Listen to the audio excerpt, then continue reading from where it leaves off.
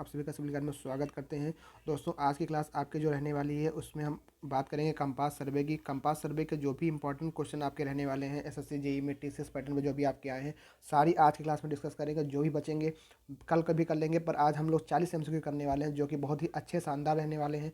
तो आप लोग क्लास को पूरा देखिएगा, कहीं भी स्किप मत करिएगा, ठीक है। तो क्लास को स्टार्ट करते हैं। क्लास स्टार्ट करने से पहले अगर आप चैनल पर नए हैं तो चैनल को सब्सक्राइब जरूर करिएगा। बढ़ते हैं भैया पहले क्वेश्चन की तरफ। पहला क्वेश्चन आपका कह रहा है कि एन एजीम्यूथ इज आ। आप सभी को पता होगा एजीम्यूथ क्या होता है। एजीम्यूथ कुछ नहीं होता, आपका जो ट्रू बेयरिंग होता है उसी को हम लोग कहते हैं एजीम्यूथ। मतलब true bearing is a bearing of preference, मतलब किसी के रेफरेंस में जो हमारा जिसके हॉरिजॉन्टल पॉइंट जो हमारा होता है, जो ट्रू नॉर्थ से हम लोग मेजर करते हैं, हमारा ट्रू बेयरिंग होता है। आपको बता दूं, ये जो आपका होता है इसका आंसर जो होगा आपका ट्रू बेयरिंग आपका हो जाएगा राइट आंसर। मतलब आपका एक ट्रू नॉर्थ होता है, ठीक है। ट्रू नॉर्थ आपका होता है, उसके रेस्पेक्ट में हम लोग क्या करते हैं, अपनी डिस्टेंस को, अपने एंगल को नापते हैं। जब वो किसी ट्रू नॉर्थ के रेस्पेक्ट में अगर नापते हैं तो हमारा क्या होता है, ट्रू बेयरिंग होता है। और इसी को हम लोग क्या कहते हैं, एजीम्यूथ कहते हैं, ठीक है।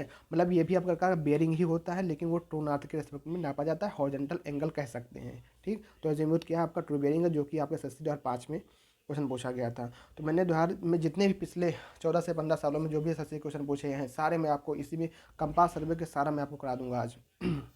अगला क्वेश्चन आपका है, the magnetic bearing of line A B is 132 degree 45 minute if the magnetic declination is 10 degree 20 minute west, the true bearing of the line is क्या होगा। तो जिनको पता है वो आंसर देने की कोशिश करें, बाकी बताता हूँ मैग्नेटिक डिक्लिनेशन होता क्या है। आपको पता है कि आपका एक होता है ट्रू नॉर्थ, एक आपका होता है मैग्नेटिक बेयरिंग। तो ट्रू नॉर्थ से जो हमारा जो रीडिंग पढ़ी जाती है हमारा क्या होता है, वहाँ पे ट्रू बेयरिंग होती है, ठीक है। हमारी ट्रू बेयरिंग होती है। तो ट्रू बेयरिंग और मैग्नेटिक बेयरिंग के बीच में, ट्रू बेयरिंग और मैग्नेटिक बेयरिंग के बीच में क्या होता है, कुछ जब डिफरेंस आ जाता है लोकल अट्रैक्शन की वजह से या कुछ ऐसी चीज़ों से, तो वहाँ पे हमारा उनके बीच में कुछ एंगल बन जाता है, वही हमारा क्या होता है, मैग्नेटिक डिक्लिनेशन होता है, ठीक है। तो यहाँ पे क्वेश्चन में दे रखा है magnetic bearing of line A B. और ये जो है जब आपका ट्रू बेयरिंग से मतलब जब आपका मैग्नेटिक बेयरिंग ईस्ट साइड में हो जाता है कुछ डिग्री, थीटा डिग्री ईस्ट के सब में होता है, या तो फिर आपका वेस्ट के साइड में झुक जाता है, तो यहाँ पे मैग्नेटिक बेयरिंग। तो आपका जब ईस्ट के साइड में होता है ये पॉजिटिव होता है, और जब आपका वेस्ट साइड में जब बनता है डिक्लिनेशन तो ये आपका निगेटिव होता है। इसको भी आपको ध्यान रखना है, ठीक है। तो अब इस क्वेश्चन को कैसे करेंगे, क्वेश्चन में दे रखा है आपको मैग्नेटिक बेयरिंग। तो मैग्नेटिक बेयरिंग की जो वैल्यू दे रखी है वो 132 डिग्री 45 मिनट दे रखी है।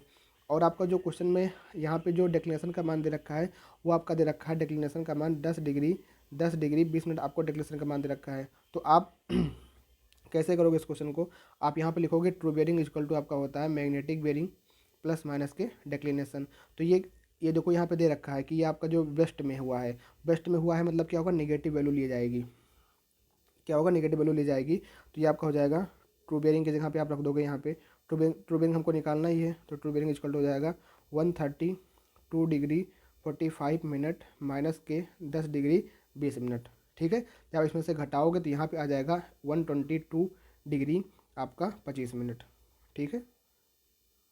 तो ट्रू बेयरिंग आपका हो जाएगा 122 डिग्री 25 मिनट। तो 122 डिग्री 25 मिनट आपका ऑप्शन नंबर जो ए हो जाएगा वो आपका हो जाएगा राइट आंसर। समझ में आ गया होगा, कुछ नहीं किया हमने। जो आपका ट्रू बेयरिंग होता है आपका पता है ट्रू बेयरिंग इक्वल टू हमारा जो होता है मैग्नेटिक बेयरिंग प्लस माइनस के डिक्लिनेशन होता है।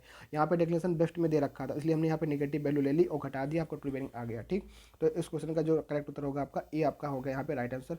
अगले क्वेश्चन की तरफ बढ़ते हैं। अगला क्वेश्चन हमारा क्या है क्वेश्चन नंबर 3। क्वेश्चन नंबर 3 आपका है prismatic in the prismatic compass the graduation start from zero और mark at the end dash है, यहाँ पे फिल करना end of the needle and run dash. तो आपको बता दूं जो आपका प्रिज्मेटिक कंपास इस तरीके से होता है। तो यहाँ पे आपका साउथ पोल होता है, यहाँ पे आपका नॉर्थ पोल होता है, यहाँ पे आपका ईस्ट पोल होता है, यहाँ पे आपका वेस्ट पोल होता है। तो इनकी जो मैग्नेटिक निडल होती है कुछ इस तरीके से चपटी होती है, नुकीली नहीं होती है। और यहाँ पे देखना, यहाँ पे जो इनकी रीडिंग लिखी जाती है, रीडिंग इनमें जो लिखी जाती है कुछ इस तरीके से होती है कि इस सिरे पे यहाँ पे आपका कितना आता है, 0 डिग्री आता है और 360 आता है, ठीक है। और यहाँ पे आपका 90 डिग्री आता है, यहाँ पे 180 डिग्री आता है और 270 डिग्री आता है। मतलब कि रीडिंग इनकी इस दिशा में क्लॉकवाइज डायरेक्शन में बढ़ती है। तो यही कह रहा है कि in the prismatic compass the graduated start from zero mark at, जो जीरो होता है कहाँ मार्क होता है, वो साउथ एंड पे मार्क होता है। यहाँ लिखेंगे साउथ एंड पे मार्क होता है, यहाँ भरे जाएगा। एंड निडल एंड रन, और जो निडल किस तरह रन करती है, इनकी जो वैल्यू रन करती है 0 90 180 270, ये क्लॉकवाइज दिशा में। तो आपका हो जाएगा साउथ और क्लॉकवाइज डायरेक्शन में क्या करती है, इनकी रीडिंग को रन करती है। ऑप्शन नंबर यहाँ पे जो हो जाएगा सी आपका हो जाएगा राइट आंसर। समझ रहे हो कि मैं कहना क्या चाह रहा हूँ, क्योंकि ये क्वेश्चन में यही पूछा गया है कि जो आपकी मैग्नेटिक नीडल होती है वहाँ पे साउथ पोल पे आपका 0 डिग्री होता है, ये आपको पता है। और जो है 90 डिग्री यहाँ पे फिर 180, मतलब इस दिशा में क्लॉक वाइज दिशा में इनकी डायरेक्शन बढ़ती है। और जो स्टार्ट होता है फ्रॉम जीरो से, जो कि मार्क होता है साउथ एंड पे। तो सी इसका राइट आंसर होगा। अगले क्वेश्चन की तरफ बढ़ते हैं। अगला क्वेश्चन आपको समझना है। Question number 4। Question number 4, question number 4 नहीं है। चलो क्वेश्चन नंबर 5 करते हैं। क्वेश्चन नंबर 5 आपका कह रहा है in surveying compass the bearing observe are, मतलब सर्वेइंग के अंदर जो आपका कंपास होता है, जो उसकी बेयरिंग आती है सर्वेइंग कंपास में, जो आपका सर्वेइंग कंपास होता है उसके अंदर जो बेयरिंग ऑब्जर्व की जाती है वो कैसी होती है? होल सर्किल बेयरिंग होती है, रिड्यूस बेयरिंग होती है, both A and B, none of the above. तो आपको बता दूं, जो हमारे पास कंपास होता है, एक आपका होता है प्रिज्मेटिक कंपास, एक आपका होता है प्रिज्मेटिक कंपास। तो प्रिज्मेटिक कंपास में क्या होता है कि वैल्यू जो आती है वो आपकी 0 से 360 के बीच में होती है, और ये हमेशा आपके नॉर्थ डायरेक्शन से नापी जाती है, यहाँ से नापी जाएगी ऐसे। तो ये वैल्यू 0 से 360 तक लाई करती है, इसको हम लोग कहते हैं होल सर्किल बेयरिंग सिस्टम। जो कि हमेशा नार से नापी जाती है। पर जो सर्वेइंग कंपास होता है, सर्वेइंग कंपास के अंदर आपकी जो रीडिंग होती है इसमें इसमें अब कोऑर्डिनेट में बटा होता है। ये आपका फर्स्ट कोऑर्डिनेट होता है, ये आपका सेकंड कोऑर्डिनेट, ये आपका थर्ड कोऑर्डिनेट, ये आपका फोर्थ कोऑर्डिनेट। कोई आपको दिक्कत तो नहीं है? आप लोगों को समझ में आ रहा है ना? थोड़ा मैं एक्सप्लेन भी करते चल रहा हूँ, जाके जो लोग पहली बार इसको देख रहे हैं। देखो हम अभी थोड़ा एक्सप्लेन से पढ़ रहे हैं, बाकी जब आप जो है कुछ देर कवर हो जाएंगे तो हम डेली कम से कम 50 से 60 एमसीक्यू ऐसे करेंगे, यूट्यूब पर 100 एमसीक्यू ऐसे करेंगे, जो कि धुआंधार एक ही सब्जेक्ट के 100 एमसीक्यू कर लेंगे, 50 एमसीक्यू ऐसे कर लेंगे, ताकि धुआंधार प्रैक्टिस हो जाएगी, तब करेंगे। लेकिन अभी थोड़ा पढ़ पढ़ के करते हैं। तो जिन लोगों को भाई लोग को लगता है कि हमको टाइम कम है, तो वो लोग बाद में देख सकते हैं वीडियो को 2x स्पीड में, कि अपना देख लेंगे कि हम कौन से क्वेश्चन में। बाकी जो लोग नए सिरे स्टार्ट किए हैं वो पढ़ना चाहते हैं, तो उनको लिए मैं पढ़ा रहा हूँ भाई, ठीक है? आप लोग गुस्सा मत होइएगा।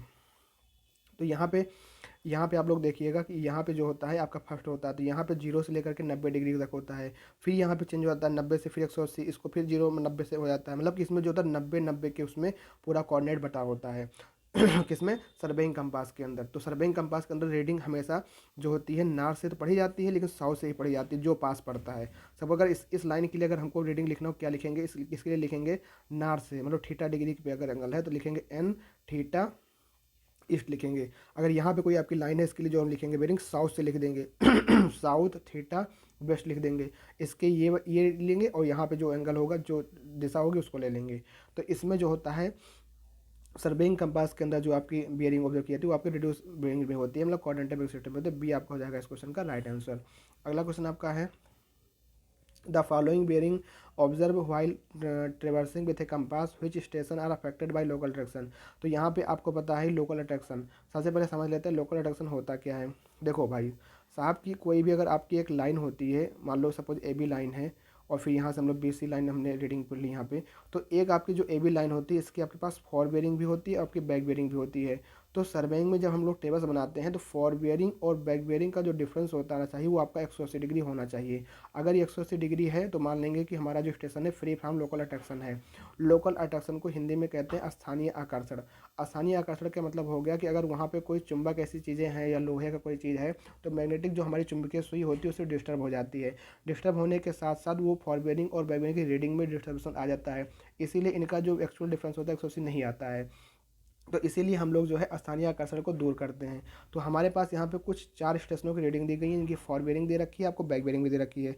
तो आपको बताना है कि इनमें कौन सा ऐसा स्टेशन है जहाँ पे आपका जो है station are affected by local attraction, जो कि अफेक्टेड है लोकल अट्रैक्शन से। आपको बताना कि बताना है कि फ्री फ्रॉम। तो जो अफेक्टेड लोकल अट्रैक्शन के हैं उनको बताना है। तो पहली रीडिंग देखते हैं ए बी की फॉरवर्डिंग कितनी है? 104 डिग्री है और 284। इसको जब घटाओगे 284 डिग्री 30 मिनट में से, आपका जो 104 डिग्री 30 मिनट आप जब घटाओगे कितना आपका आएगा? इसका तो आ जाएगा शायद 180 ही आ जाएगा। हाँ 180 आ जाएगा। तो ये तो फ्री फ्रॉम लोकल अट्रैक्शन है। ठीक, आगे देखो 48 डिग्री 15 मिनट और 226 डिग्री।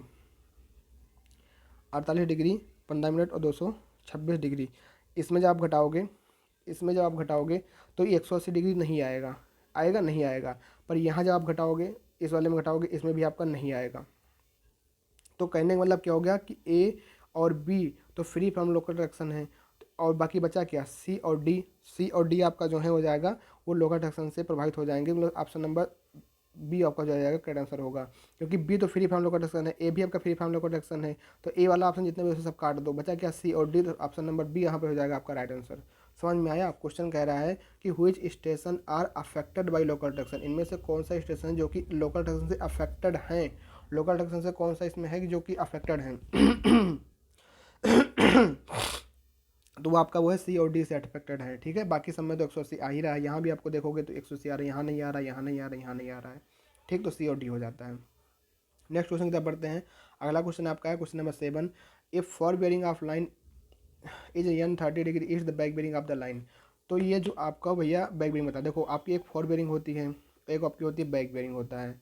तो आपका जो फॉर्मूला होता है बैक बेयरिंग इक्वल टू होता है for bearing plus minus 180 degree होता है। पर ये किसके लिए होता है? जब आपका रीडिंग होलसेल की बेयरिंग सिस्टम में दे रखा हो, जब भी आपको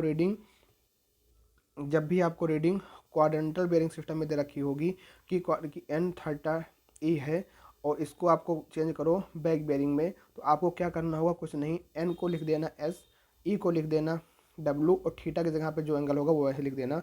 तो जब भी आपको रीडिंग क्वाड्रेंटल बेयरिंग सिस्टम में दे रखी होगी उसको कहेगा कि बैक बेयरिंग में चेंज करो, तो उनकी डायरेक्शन को चेंज करना है, बाकी वैल्यू वही रख देना। जैसे यहाँ पे क्वेश्चन है कि N30 ईस्ट का जो back bearing of the line क्या होगा, तो N को लिख दीजिए S और 30 वैल्यू न्यूमेरिकल वैल्यू वही रख दीजिए और ए को कर दीजिए W। तो S30 वेस्ट कहाँ पे आ रहा है? तो ऑप्शन नंबर सी में आ रहा है आपका S30 वेस्ट, तो सी इसका आपका राइट आंसर रहने वाला है, ठीक है। तो भैया ये समझ गए, सी आपका राइट आंसर होगा। चलो अगला क्वेश्चन का आंसर दो, जल्दी जल्दी आंसर दो। क्वेश्चन नंबर 8 का आंसर दो, क्या होगा? क्वेश्चन नंबर 8 जल्दी से पढ़ो, आंसर दो।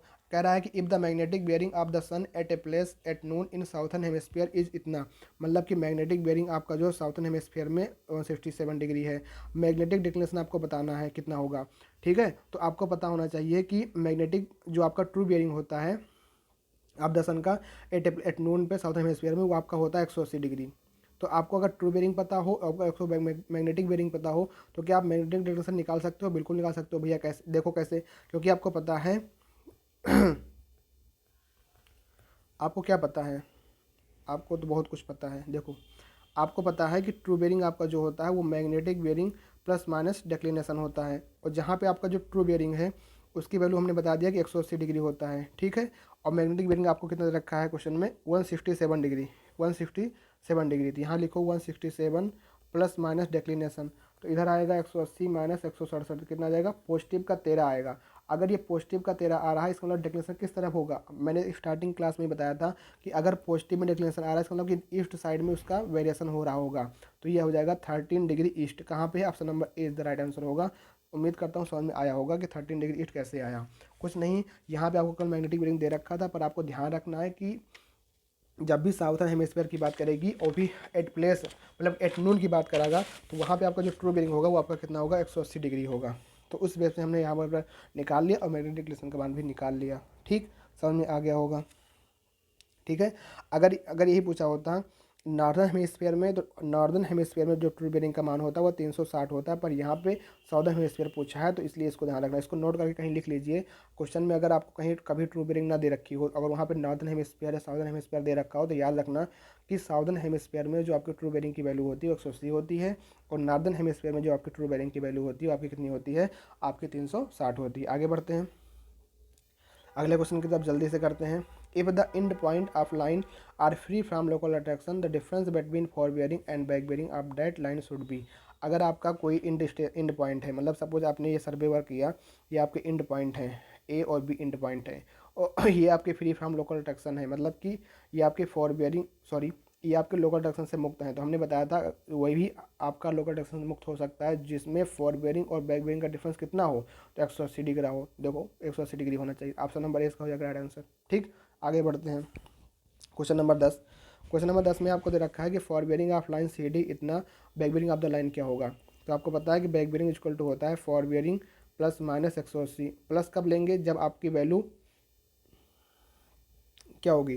प्लस कब लेंगे? जब आपकी वैल्यू 180 से क्या होगी? कम होगी। 180 से ज़्यादा होगी तो माइनस ले लेंगे। जैसे यहाँ पे कितना है? 324। अगर फॉर बेयरिंग की वैल्यू, उसको समझ लो अच्छे से।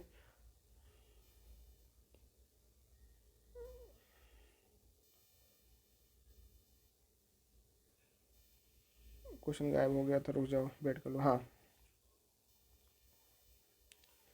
देखो यहाँ पे क्या होता है कि फॉर बेयरिंग प्लस माइनस 180 होता है।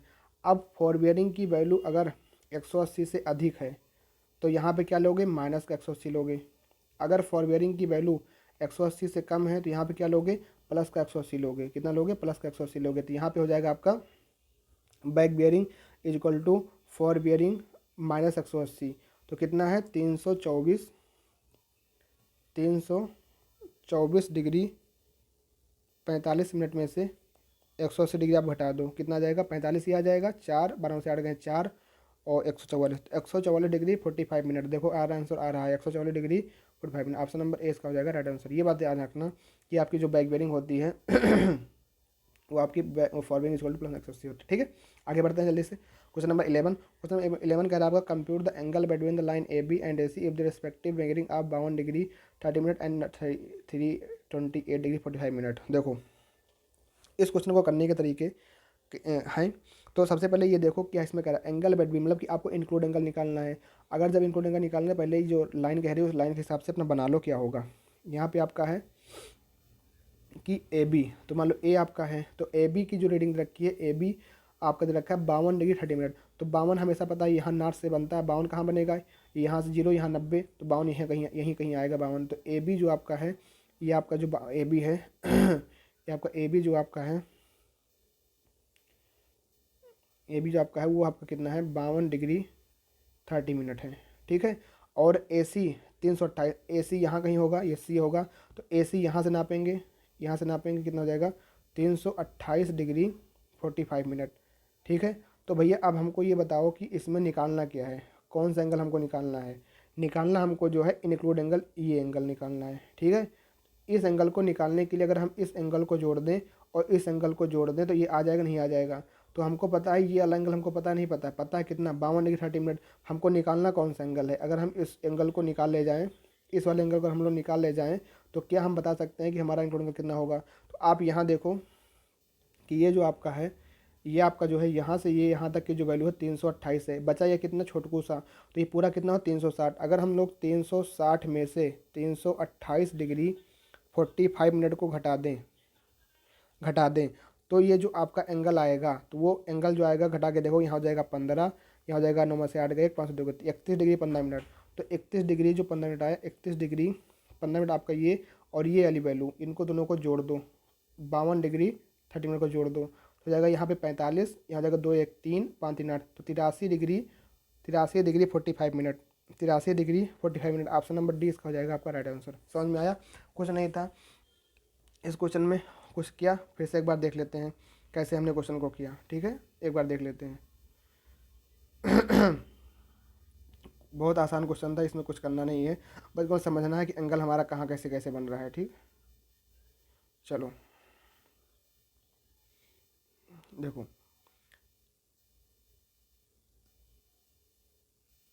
हटा देते हैं इसको।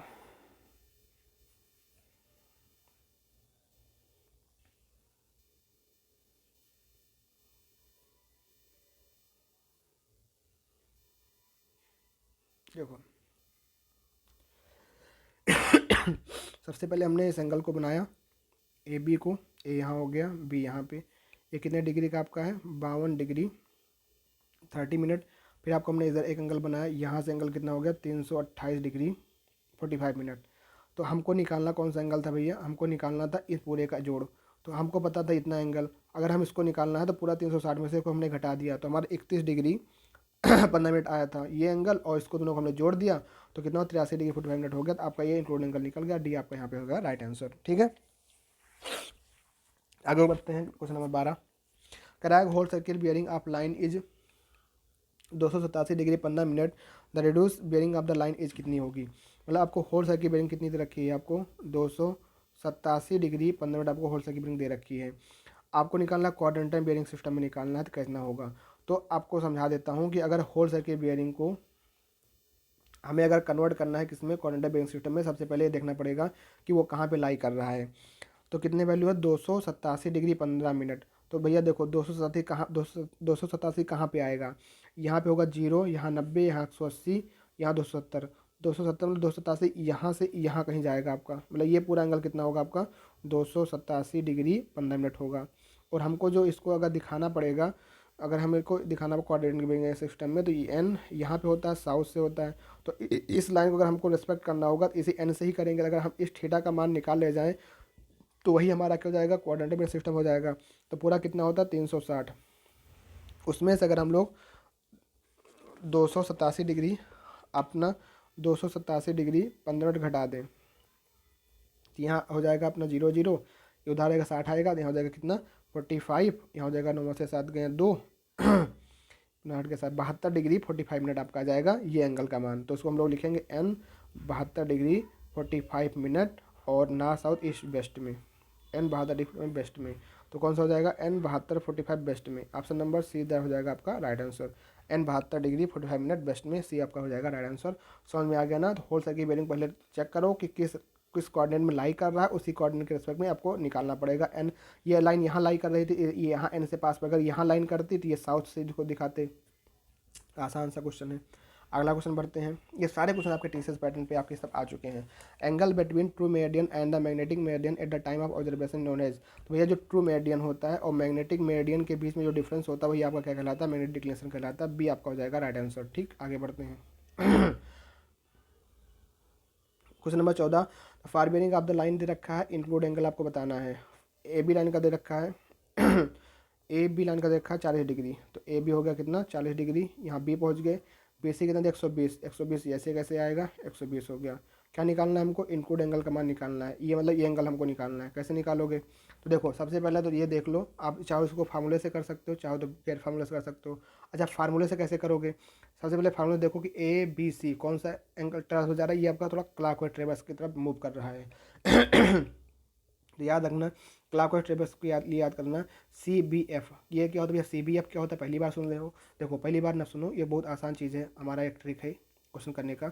सी बी एफ मतलब हो गया कि अगर आपका क्लॉकवाइज ट्रेवर्स है और केवल केवल सर्वे लाइन की फॉर बेरिंग ही दे रखी हो, तो उस केस में जो अल्फ़ा होगा वो आपका हो जाएगा fore bearing of back line मतलब प्रीवियस लाइन माइनस के fore bearing of forward line plus minus 180। तो आप इस केस में देखो यहाँ पे आपको केवल ए बी रेखा का बी सी रेखा का फॉर बेरिंग दे रखा है, तो आप इस फार्मूले के साथ जा सकते हो। तो हो जाए कितना, fore bearing 40 degree minus 120 degree plus minus 180 में हो जाएगा प्लस, क्योंकि माइनस में वैल्यू आ जाएगी, ये हो जाएगा यहाँ पे कितना हो जाएगा आपका -80 और प्लस आपका 180, इसको थोड़ा ऊपर स्लाइड कर लो, यहाँ पे हो जाएगा प्लस 180, तो यहाँ पे कितना हो जाएगा 100 आ जाएगा। तो के एंगल अगवन 100 डिग्री आ गया, तो ऑप्शन में देखो आपको 100 आ रहा होगा, बिल्कुल आपका 100 आ रहा है, डी हो जाएगा करेक्ट आंसर। भैया कहो कैसे खेल गए, खेले नहीं है, बस दिमाग इसमें क्या लगाना है कि अगर आपका क्लॉक वाइज ट्रेवर्स है, कुछ लोग कहेंगे भैया आपको ज्यामिति का, बिल्कुल भी ज्यामिति कर सकते हो, ज्यामिति को कर सकते हो, कैसे कर सकते हो ज्यामिति से उसको भी देख लो। इस रेखा को आगे बढ़ाओ, ठीक है, तो ये एंगल जो यहाँ से 40 था, ये भी एंगल यहाँ से कितना हो जाएगा 40 हो जाएगा, ठीक है, और ये पूरा यहाँ से 120 है, 180 पूरा होता है, यहाँ बचे कितना, ये 60 बच जाएगा, ये हो जाएगा अंतर कोर्स, ये आपका 40 हो गया, 40 40 40 60 कितना हो जाएगा 100 हो गया, तभी आपका 100 निकल जाएगा। और इस वाले फार्मूले से आपका 100 आ रहा है, ये आपका देखो, बस याद रखना कि अगर क्लॉकवाइज ट्रेवर्स है सी बी एफ से याद रखना, क्लॉकवाइज ट्रेवर्स, बी मतलब हो गया बैक मतलब प्रीवियस लाइन, तो fore bearing of previous line, और एफ मतलब हो गया fore bearing of forward line plus minus 180, यहाँ से हमने कर दिया प्लस माइनस 180। अगर यही आपका ये सी बी एफ, ये आपका जो है सी बी एफ, अगर आपको किसी रेखा का फॉर बेरिंग और बैक बेरिंग दोनों दे रखा होता, अगर फॉर बेरिंग और बैक बेरिंग दोनों दे रखा होता, उसके लिए भी ही लगता C B F clockwise traverse के लिए। कैसे वहाँ लग जाता, वहाँ हो जाता कि back bearing of previous line और fore bearing of the forward line, क्योंकि यहाँ बैक बेरिंग दे नहीं रखी, इसलिए हमने फॉर बेरिंग से काम चला लिया, और प्लस माइनस वहाँ 180 कर, यहाँ प्लस माइनस 360 करना पड़ता, ठीक, जब आपको फॉरवर्डिंग बैकग्राउंड दोनों दे रखा होता है। पर यहाँ पे ऐसा क्वेश्चन नहीं है, यहाँ पे सिंपल क्वेश्चन है, केवल फॉरवर्डिंग का, तो आप इससे कर सकते हो, बाकी नहीं तो आप ज्यामिति से कर सकते हो, कोई तरीका आप अपना सकते हो जैसा आपको सही लगे। अगला क्वेश्चन बढ़ते हैं। अगला क्वेश्चन आपका क्वेश्चन नंबर 15 है आपका, in the quadrantal bearing system whole circle bearing इतना दे रखा है, इसको कैसे एक्सप्रेस करेंगे। मतलब आपको होल सर्किल बियरिंग सिस्टम में इस तरीके से दे रखा है, इसको आपको बताना होगा कि क्वाड्रेंटल बियरिंग सिस्टम में कैसे करोगे। तो सबसे पहले जो आपको होल सर्किल बियरिंग दे रखी हो, तो होल सर्किल बियरिंग आपको जो दे रखी हो 293 डिग्री 30 मिनट आपको दे रखी है, पहले इसको चेक करो कि किस वाले क्वाड्रेंट में लाई करेगी। एक ऐसे डायग्राम बना लो, 290 93 यहाँ से होता है, नॉर्थ से होता है, तो नॉर्थ से कहाँ जाए 100 यहाँ तक आएंगे 90 होगा, 180 270 मतलब यहाँ कहीं आएगा 293, मतलब ये आपका जो एंगल होगा पूरा 293 डिग्री 30 मिनट होगा इस वाले लाइन के लिए, क्योंकि इस वाली लाइन यहाँ लाई कर रही है। अब इसी लाइन को हमको अगर होल सर्किल की बेयरिंग के बजाय क्यूबी में अगर दिखाना पड़े तो कैसे दिखाओगे, उसको हमको एन से दिखाना पड़ेगा, क्योंकि एन से पास पड़ेगी। तो हमको इस एंगल को निकालने की पहले ज़रूरत है। इस एंगल को निकालो, कैसे निकालोगे, 360 में से 293 डिग्री 30 मिनट आप घटा दो, ठीक, आराम से घटा दो। कितना आ जाएगा, 66 डिग्री 30 मिनट आपका आ जाएगा। घटाओगे तो घटा के देख लेना, इतना ही आएगा। अब ये एंगल 66 डिग्री 30 मिनट आ गया। अब इसको केवल कुछ नहीं करना, बस इसको नोटेशन दे देना है कि यहाँ एन से हम लोग कर रहे हैं, तो एन 66 डिग्री 30 मिनट, और कहाँ तक, वेस्ट तक, क्योंकि इस वाले कोऑर्डिनेट में लाई कर रही है। तो इसको हो जाएगा एन 66 30 वेस्ट में। तो हो जाएगा ऑप्शन नंबर सी यहाँ पे हो जाएगा राइट आंसर। ठीक, कोई दिक्कत नहीं है। ठीक है, आगे बढ़ते हैं। क्वेश्चन नंबर 16 देखते हैं। क्वेश्चन नंबर 16 आपका कैसे है, ठीक है, आप लोग पढ़िए, करने की कोशिश कीजिए, तो करने की कोशिश कीजिए, इस क्वेश्चन को पढ़िए, करिए क्वेश्चन।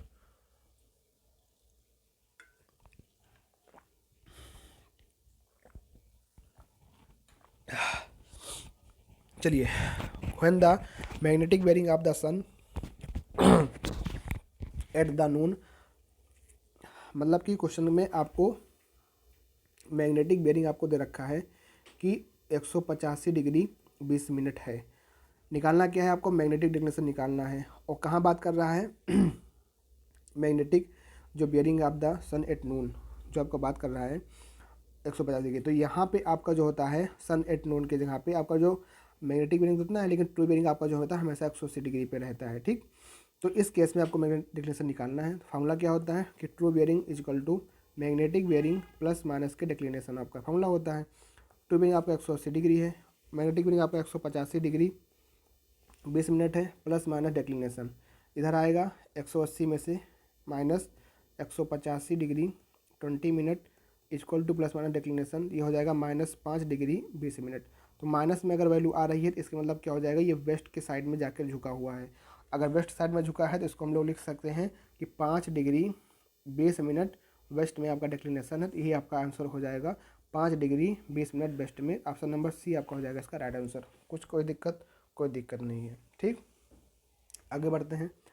अगला क्वेश्चन आपका कौन सा है, अगला क्वेश्चन है if whole circle bearing of line is 210 degree 0 minute, it's value in quadrantal bearing system कितनी होगी। अगर आपकी होल सर्किल बियरिंग, अगर आपकी कोई लाइन है उसका 210 डिग्री है, ठीक है, अगर whole circle bearing of the line की 210 डिग्री आपका 0 मिनट है, तो it's value in quadrantal bearing system, तो ये क्वाड्रेंटल बेयरिंग सिस्टम में कितना होगा, क्वाड्रेंटल बेयरिंग सिस्टम में आपको कितना होगा बताना है।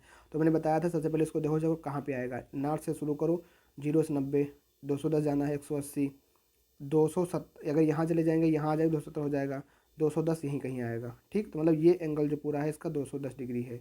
हमको कौन सा निकालना है, क्वाड्रेंटल बेयरिंग सिस्टम में। तो इस लाइन को अगर हमको क्वाड्रेंटल बेयरिंग सिस्टम में रिप्रेजेंट करना होगा तो हमको ढूंढना होगा कि ए एन से करीब है, एस से करीब है। तो हम लोग यहाँ देखते हैं ये एस से करीब है, तो ये हमको एंगल निकालना पड़ेगा। इस एंगल को निकालने के लिए हमको इस पूरे 210 में से पूरा 180 यहाँ घटाना पड़ेगा, कितना आ जाएगा, 30 डिग्री आ जाएगा। अब इस 30 डिग्री को हमको रिप्रेजेंट करना पड़ेगा क्यूबी में।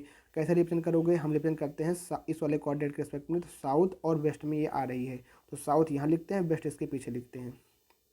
ठीक है, तो साउथ वेस्ट कहाँ पे है, साउथ 30 डिग्री वेस्ट में।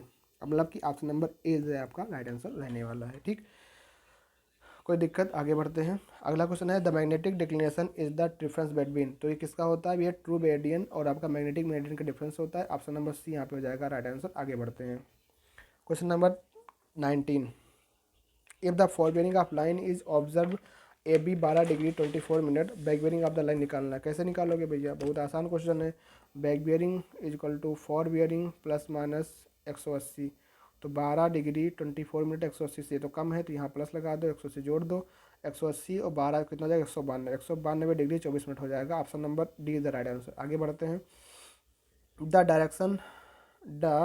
Direction of line relative to given meridian is known as, मतलब कि आप अगर किसी मेरिडियन की रेस्पेक्ट में, सपोज अगर किसी लाइन के रेस्पेक्ट में आप लोग नापते हो तो आपका एंगल होता है, पर अगर आप मेरिडियन की रेस्पेक्ट में अगर आप कोई चीज़ नापोगे तो वो आपका जो हॉरिजॉन्टल एंगल बनेगा वो आपका क्या होता है, बियरिंग कहलाता है। क्या कहलाता है, बियरिंग कहलाता है।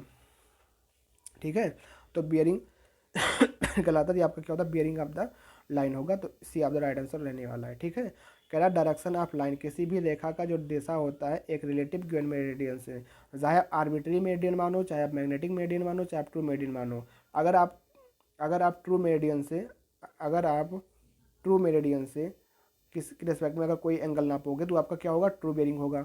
अगर मैग्नेटिक मेरिडियन के रिस्पेक्ट में नापोगे तो आपका मैग्नेटिक बेरिंग होगा। अगर आर्बिट्री मेरिडियन के रिस्पेक्ट में नापोगे तो आर्बिट्री बेरिंग होगी। तो ये आपको समझना है, यही क्वेश्चन आपको कह रहा है कि अगर किसी भी मेरिडियन के रिस्पेक्ट में हम लोग जो एंगल नापते हो हमारा क्या होता है, हमारा बेरिंग उस लाइन का क्या होता है, बेरिंग होता है। ठीक है, सॉरी, आगे बढ़ते हैं। The horizontal angle which the true meridian make with magnetic meridian is called, जो हमारा हॉरिजॉन्टल एंगल बनता है ट्रू मेरिडियन और मैग्नेटिक मेरिडियन के बीच में आपका क्या होता है, वो आपका होता है डिक्लिनेशन। तो ऑप्शन ए हो जाएगा राइट आंसर। ठीक है, मैग्नेटिक डिक्लिनेशन कहलाता है। ठीक है, देखो आपने यहाँ एक चीज़ सुना होगा आइसोगोनिक, सबने सुना होगा आइसोगोनिक, और एक सुना होगा एगोनिक लाइन। तो क्या होता है, मतलब कि जो इक्वल, मतलब जो अगर line joining place of same declination of line, मतलब सेम मैग्नेटिक डिक्लिनेशन, अगर जहाँ पे सेम मैग्नेटिक डिक्लिनेशन आपका होता है उस लाइन को मिलाने वाली जो रेखा होती है उसको हम लोग कहते हैं आइसोगोनिक लाइन। एगोनिक क्या होती है, जीरो मैग्नेटिक डिक्लिनेशन, मतलब जहाँ पे जीरो मैग्नेटिक डिक्लिनेशन होता है उस लाइन को मिलाने रेखा क्या कहते हैं, उसको एगोनिक लाइन कहते हैं। ठीक, ये आपका हो गया। ठीक है, आगे आगे आगे आप बढ़ते हैं, अगला क्वेश्चन देखते हैं। अगला क्वेश्चन आपका क्वेश्चन नंबर 22 कह रहा है if the bearing of line A B N 40 degree west में और bearing of B C S 70 degree east में, then the value of angle A B C. आपको इसको होमवर्क में करना है, कुछ नहीं करना है इसमें, आपको जो है इंक्लूड एंगल निकालना, मैं इसको बता रखा हूँ, आपको अपने मन से करना है। आगे बढ़ते हैं, क्वेश्चन नंबर 23 इन कंपास सर्वेइंग, कंपास सर्वेइंग के रिस्पेक्ट में कुछ बातें लिखी हैं, आपको आसानी से पढ़ना है, बताना कौन सा विकल्प सही होगा। पहला विकल्प कह रहा है the direction and length of survey line is measured by compass. तो भैया कंपास में डायरेक्शन तो मेजर कर सकते, लेंथ ऑफ सर्वे लाइन को मेजर नहीं करते हैं। The direction is measured by compass, हाँ बिल्कुल सही बात है। The length of survey line measured by chain और टेप, बिल्कुल सही बात है। तो बी और सी आपका हो जाएगा right answer, option number D यहाँ पे हो जाएगा करेक्ट उत्तर। आगे बढ़ते हैं, इन द प्रिज्मेटिक कंपास, जो भी आपका प्रिज्मेटिक कंपास होता है उसके बारे में कुछ बातें हैं, 4 विकल्प दिए, पढ़ना है कौन सा इसमें सही होगा। तो प्रिज्मेटिक कंपास के बारे में जो आपको यहाँ बातें दी गई हैं, कह रखा है कि graduated ring attach to the compass move with signal. जो भैया का प्रिज्मेटिक कंपास होता है इसमें जहाँ पे रीडिंग होती है वो आपका बॉक्स के साथ में अटैच नहीं होता, वो अलग होता। तो ये बात तो बिल्कुल गलत हो जाएगा। User is not possible without tripod, बिल्कुल गलत बात है। ऐसा कहा जाता है कि प्रिज्मेटिक कंपास को आप बिना ट्राइपॉड के भी मेजर कर सकते हो। The needle remains stationary when box is rotated, needle आपकी जो है स्टेशनरी नहीं होती है, remains stationary when box is rotated, जब भी आपको उसको रोटेट किया जाता है। हो सके बिरिंग का कन्वर्टर, हाँ ये बात बिल्कुल आपकी सही बात है। तो डी आपका हो जाएगा यहाँ पे राइट आंसर, क्योंकि जो प्रिज्मेटिक कंपास होता है उसमें आपकी होल सर्किट बेयरिंग आपकी कैलकुलेट की जाती है। ये आपका सही होगा, बाकी ये कोई भी इनके पेपर में बातें नहीं कही जा रही हैं। आगे बढ़ते हैं, ट्रू मेरिडियन क्या होता है, true meridian are parallel to each other, हाँ none of this converge near equator नहीं है, कन्वर्ज होती है एट ए पोल्ड कॉल। जो आपका ट्रू मेरिडियन होता है यहाँ पे आपका पोल होता है, ट्रू नॉर्थ के रिस्पेक्ट में हमेशा होती हैं। तो मतलब जितनी भी आपकी ट्रू मेरिडियन होती हैं वो respect the true north south direction, मतलब कि नॉर्थ साउथ डायरेक्शन में ये आपकी लाई करती हैं और पोल के ऊपर जो है कन्वर्ज होती हैं। ठीक है, तो आपका बी आपका हो जाएगा यहाँ पे राइट आंसर। नेक्स्ट क्वेश्चन आपका है inclination of the compass needle, inclination of the compass needle to the horizontal toward the pole is called the, इसको हम लोग क्या कहते हैं, इसको हम लोग डिप कहते हैं। जो भी आपका कंपास निडल होती है हॉरिजॉन्टल के साथ जो आपका इंक्लिनेशन होती है आपका डिप कहलाती है। अच्छा, यहाँ पे हम लोग 2 चीज़ें पढ़ेंगे, जैसे कि हमने इससे पढ़ा था एगोनिक और आपका आइसोगोनिक और एगोनिक। तो यहाँ पे हम लोग पढ़ेंगे आइसोक्लिनिक लाइन और आपका पढ़ेंगे ए क्लिनिक लाइन। तो आपका जो आइसोक्लिनिक लाइन आपका वो क्या होता है कि जहाँ पे आपका एंगल ऑफ डिप जो आपका होता है सेम एंगल ऑफ डिप होता है, सेम डिप जहाँ पे सेम आपका देखने को मिलता है वहाँ पर हम लोग आइसोक्लिनिक लाइन बोलते हैं। जहाँ पे आपको 0 डिग्री का डिप मिलता है वो आपका क्या होता है, आपका एक्लिनिक लाइन कहलाता है। ठीक है, यही चीज़ है ना आइसोक्लिनिक लाइन, सेम, हाँ लाइन जो होती है ज्वाइनिंग करती है सेम डिप को, तो वहाँ पे होता है हमारा आइसोक्लिनिक लाइन, बिल्कुल सही मैंने बताया, और एक क्लिनिक लाइन होती है। ठीक है, अगर हम बात करें कि जो इनकी डिप की जो वैल्यू होती है वो अगर बात करें पोल पे, तो पोल पे जो डिप की वैल्यू होती है 90 डिग्री होती है। अगर बात करें इक्वेटर पे तो इक्वेटर पे इनकी वैल्यू कितनी होती है, 0 डिग्री होती है। ठीक है, इस बात को ध्यान रखना। आगे बढ़ते हैं, क्वेश्चन नंबर 27, क्वेश्चन नंबर 27 कह रहा है the dip of the compass needle constant, तो बिल्कुल कांस्टेंट नहीं होता है, नॉन ऑफ दिस भी नहीं होगा, is 0 at equator and pole. नहीं भैया, इक्वेटर पे तो ये तो जीरो होता है, पर पोल पे 90 डिग्री होता है, तो ये बात बिल्कुल गलत हो जाती है। Varies from place to place and zero at the equator and maximum at the pole, तो बी आपका हो जाएगा यहाँ पे राइट आंसर, जो कि 27 का बी ऑप्शन आपका यहाँ पे करेक्ट रहने वाला है। आगे बढ़ते हैं, मैग्नेटिक डिक्लेरेशन क्या होता है, तो आपको पता ही है। मैग्नेटिक डिक्लेरेशन के बारे में कुछ बातें यहाँ पे दे रखी हैं, तो आपको इसमें देखना है। Remain same at different place, गलत बात है। Varies from place to place, बिल्कुल सही बात है। डज नॉट वेरी टेम्परेचर, बिल्कुल गलत बात है। ये मतलब कि हो जाएगा बी ऑप्शन, मैग्नेटिक डिक्लेरेशन आपका होता है varies from place to place. ये सारे क्वेश्चन आपके भैया एसएससी जे के एमसीक्यू हैं, आपको झराझर करा रहे हैं कंपास सर्वे के अंदर के, ठीक है। अगला question, question 29, the quadrantal bearing of the line lie in third quadrant, मतलब कि जो आपकी क्यूबी है वो आपकी लाई कर रही है थर्ड क्वाड्रेंट में। कहाँ पे? थर्ड क्वाड्रेंट, ये आपका होता है थर्ड क्वाड्रेंट में, ठीक है। Making angle clockwise with the north, तो आपको कैसे दिखाओगे? तो मैंने आपको बताया था कि अगर आपका जो मतलब कि जो आपका अगर आपका जो क्वाड्रेंटल बियरिंग सिस्टम का थर्ड क्वाड्रेंट लाई करता है, तो किसी लाइन के लिए कैसे लिखते थे? मतलब सपोज यहाँ नॉर्थ से कोई लाइन आई, यहाँ पे थीटा एंगल पे मान लो इतना आई, तो अगर आप इसके लिए लिखते थे, इस लाइन के लिए, तो आप लिखते थे कि एस से लिखते थे और डब्ल्यू से दिखाते थे। एस लिखते थे, डब्ल्यू, इनके भी एंगल लिखते थे। एंगल क्या लिखोगे? अगर इस थीटा में से अगर हम लोग 180 डिग्री घटा देते थे, ये वाले एंगल घटा देते थे, अगर थीटा में से अगर हम लोग इतना घटा देते थे, इतना घटा देते थे, तो ये जो एंगल बचता था, ये आपका बचता थीटा माइनस 180, तो एस से डब्ल्यू आपका हो जाता था। यही लिखे जाएंगे एस थीटा 180 माइनस बेस्ट, इस तरीके से लिखा जाएगा। अगर थर्ड क्वाड्रेंट में लिखना होगा तब, क्वाड्रेंटल बेरिंग सिस्टम में अगर लिखना होगा थर्ड क्वाड्रेंट में, इस तरीके से लिखा जाएगा, ठीक है। अगला क्वेश्चन आपका है 30, the difference between the fore bearing and back bearing of for any station is equal. जो डिफरेंस होता है फॉर बेयरिंग और बैक बेयरिंग के बीच का डिफरेंस कहाँ पे होता है? ये आपका भैया या तो एक्सटर्नल होता है या तो इंटरनल होता है, सी आपका हो जाएगा राइट आंसर। अगला question, question number 31, the values of the whole circle bearing कैसे लाई करती है? 0 जैसे 360 लाई करते हैं, डी आपका हो जाएगा राइट आंसर। बराबर आंसर करते हैं क्योंकि समय बहुत कम है। Which one of the following is the correct statement for a station that is affected by local attraction. अगर कोई आपका स्टेशन लोकल अट्रैक्शन से अफेक्टेड है, उसके रिस्पेक्ट में कौन सा कथन आपका सही होगा? तो आपका difference between the fore bearing and magnetic bearing is not equal to 180, ये आपका स्टेटमेंट सही होगा। बाकी सारे स्टेटमेंट आप गलत हैं, आप पढ़ सकते हो, सी आपका करेक्ट उत्तर होगा। आगे बढ़ते हैं, the fore bearing of line is 30 degree, calculate the back bearing of the line. तो बैक बेयरिंग इक्वल टू हो जाएगा फॉर बेयरिंग प्लस माइनस 180, तो 180 प्लस 30 जोड़ दो, कितना 210 हो जाएगा। Option number C the right answer. आगे बढ़ते हैं खटाखट। Question number 34, calculate the magnetic declination, बताना है if the magnetic bearing of line and magnetic bearing आपको दे रखा कितना 81 डिग्री का, और आपको ट्रू बेयरिंग आपको दे रखा कितना 77 डिग्री का। तो निकाल देना आप true bearing equal to magnetic bearing plus minus के डिक्लिनेशन। आप भी इसको करके बताना कमेंट बॉक्स में कितना आंसर आएगा, ठीक। इसको मैंने बता चुका है। 35, calculate true bearing of line if magnetic bearing of line S 60 degree east and magnetic declination S 5 degree eastward. मतलब कि आपका जो मैग्नेटिक बेयरिंग ऑफ लाइन का है वो आपका है एस 60 डिग्री ईस्ट में है, ठीक है। तो आप 60 डिग्री ईस्ट कहाँ दिखाओगे? नॉर्थ साउथ ईस्ट, तो एस 60 यहाँ पे आएगा, कहीं पे एस 60 ईस्ट यहाँ पे आएगा। कह रहा है कि and magnetic declination 5 degree eastward, जो मैग्नेटिक डिक्लिनेशन है 5 डिग्री ईस्टवर्ड में है, मतलब ईस्ट की साइड में आपका है डिक्लिनेशन। 5 डिग्री ईस्टवार्ड है, तो ईस्टवार्ड होगा तो कैसे? ऐसे ही आएगा यहाँ पे, ये आपका होगा मैग्नेटिक बियरिंग, मैग्नेटिक मेरिडियन होगा, ठीक है। ये आपका ट्रू मेरिडियन यहाँ पे है, तो ये 5 डिग्री का यहाँ पे गैप है, ठीक है। और मैग्नेटिक मेरिडियन से ही आपका कोई रीडिंग होती है, तो कहने का मतलब कि आपको दिखाना क्या है? True bearing. ट्रू बेयरिंग क्या होती है? यहाँ से होती है। तो ये जो हम आपको दिखा रहे हैं ये 60 डिग्री का, तो ये 60 डिग्री एंगल यहाँ से बना होगा, तभी आपका मैग्नेटिक बेयरिंग दे रखा है कि मैग्नेटिक बेयरिंग आपका लाइन 60 डिग्री ईस्ट है। तो यहाँ से अगर 60 डिग्री है और ये एंगल इतना 5 डिग्री फाजिल यहाँ बढ़ रहा है, तो हमको अगर ट्रू बेयरिंग के रिस्पेक्ट में दिखाना होगा तो ये आपका जो बनेगा ये एंगल दिखाना पड़ेगा। तो इसके लिए 60 में से हमको 5 डिग्री यहाँ घटाना पड़ेगा, मतलब 55 डिग्री आपका आ जाएगा। तो आपका आ जाएगा एस 55 डिग्री ईस्ट, मतलब कि सी ऑप्शन हो जाएगा राइट आंसर, ठीक है।